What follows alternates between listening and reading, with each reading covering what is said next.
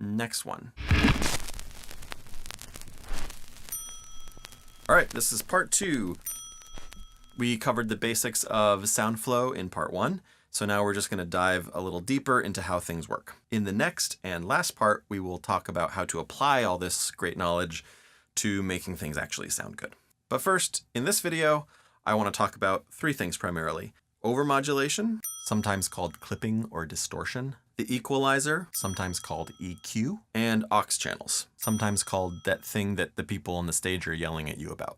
We kind of skipped over EQ in part 1, so let's take a deeper look. The EQ controls the amount that we hear different frequencies. In most basic analog mixers, the EQ is pretty unsophisticated. It's just lows, mids, and highs.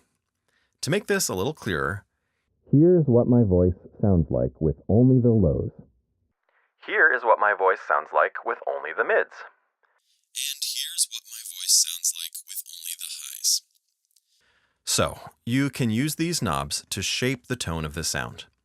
We'll talk more about how and why and where to do that creatively in part 3.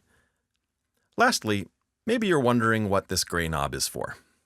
This knob lets you get a little more specific with what frequencies you're adjusting with the mids control. But don't worry about messing around with the mids very much until you're more experienced.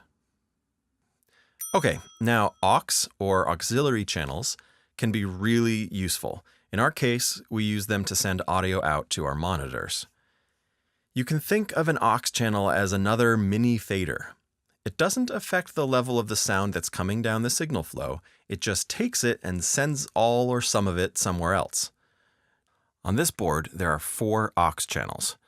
And just like everything comes together to go to your master faders, every aux channel comes together too.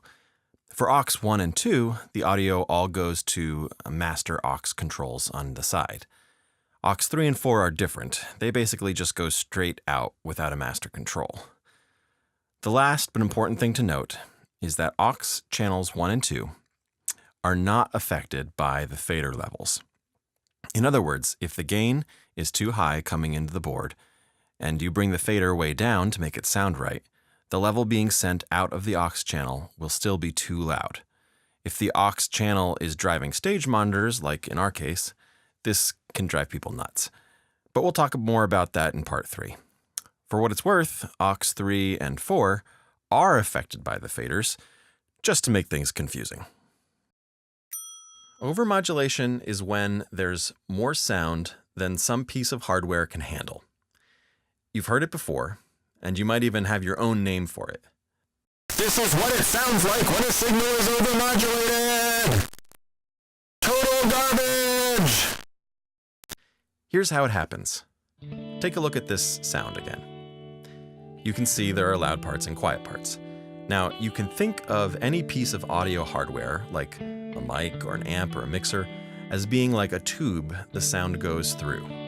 Overmodulation is essentially like this. The sound is too big to fit, and so parts of it get clipped off. It's not quite this simple, but suffice it to say, this creates a new audio signal which sounds terrible. So let's look at our basic signal flow again. The main thing to remember is that a crummy signal will remain a crummy signal. In other words, you might hear a distorted sound and think, oh no, that's too loud, I'll turn it down. But if you turn it down at the fader, you'll just get a quieter, distorted sound. So don't fool yourself. Check the signal starting from the source.